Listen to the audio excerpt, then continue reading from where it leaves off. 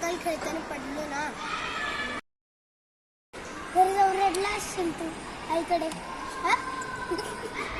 लागल्यावर रडतोस रे. तुझं पण बरोबर.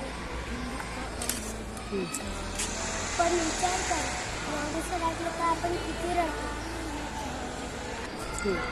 शंभूराजांना तर 40 दिवस त्रास दिला त्या लोकांना आणि त्यांनी तोंडातून एक शब्दही नाही काढला.